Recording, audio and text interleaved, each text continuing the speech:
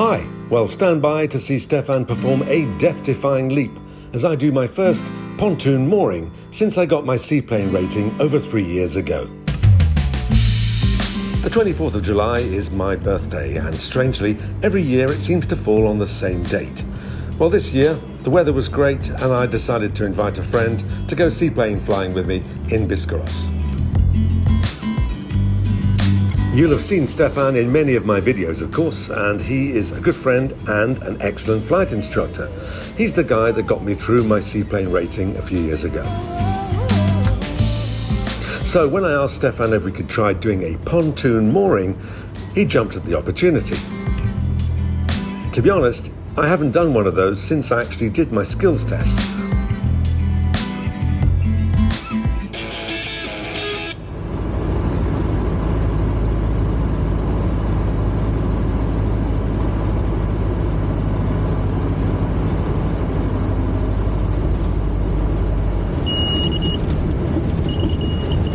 I was pretty happy with that fairly smooth landing, and the next thing to do was to get the aircraft back on the step and to step turn or to step taxi it towards the pontoon.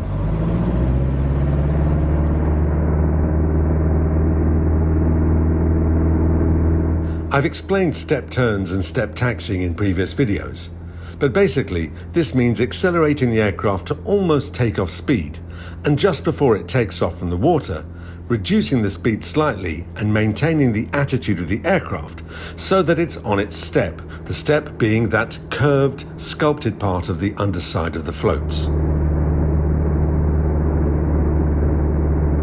The water rudders are not extended, we keep them retracted so they can't be damaged, and to steer we're basically using the rudder and a little bit of the aileron if necessary.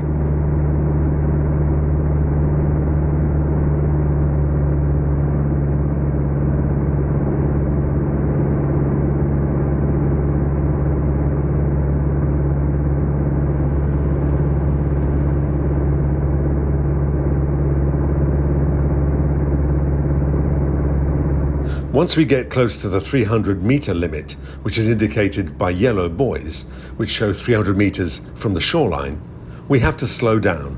We've become a standard boat, and we're basically going to have to taxi very slowly towards the pontoon from now on.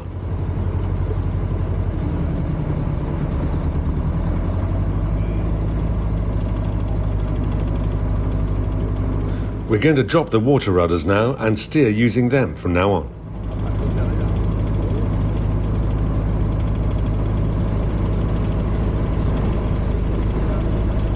Seeing as we are now considered to be a boat, it's time to take off our headsets and switch off the radio and to unbuckle our seatbelts.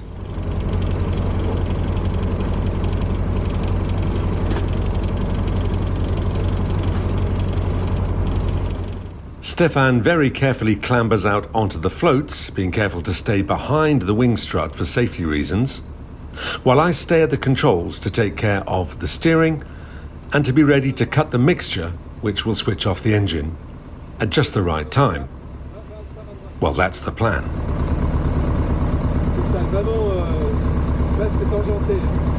This kind of maneuver really involves reading the wind, checking the water condition, and making sure that we're not going to drift away from the pontoon or drift into it too quickly.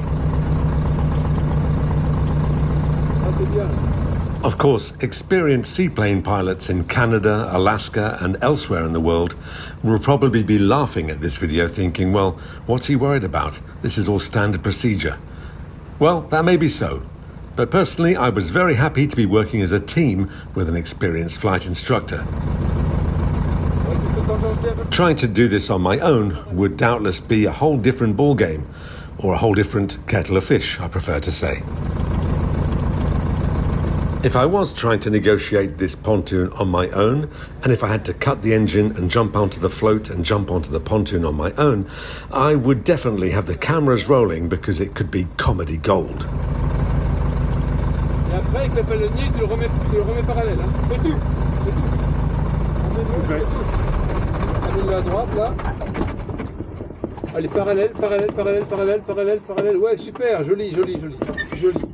C'est joli. Some of you may be thinking, hang on a minute, Mark's getting Stefan to do all the hard work.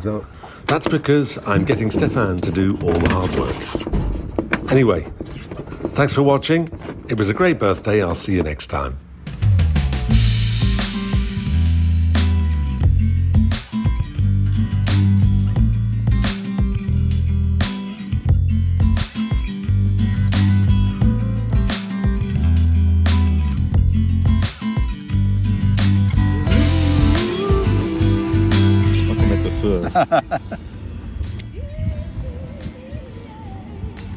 Yeah.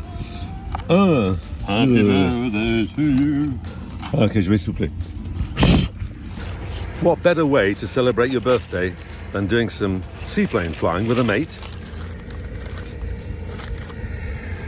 and having a special birthday cake?